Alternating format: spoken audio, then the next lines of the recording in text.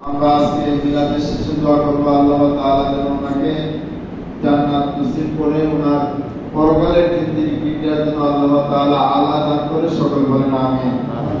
আর বিশেষ করে আমাদের হযরত মাওলানা মিশকাত ভাই, হযরত মাওলানা সালাউদ্দিন কাদরি ভাই অনেক আলোচনা করেছেন।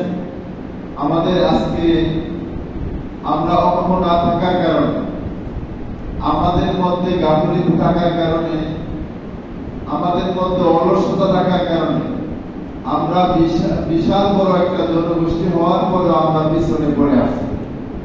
আমরা মুখে মুখে রাসূলকে ভালোবাসি, যখন মিলাদুন নবী আছে আমরা জুলুসে যাই, কিন্তু অনেক সময় রাসূলকে নিয়ে কটূক্তি করা হয়, সুন্নি জামাতের আলেমের উপর আক্রমণ করা হয়, মাসাদের উপর আক্রমণ করা হয়, দরবারের উপর আক্রমণ করা হয়।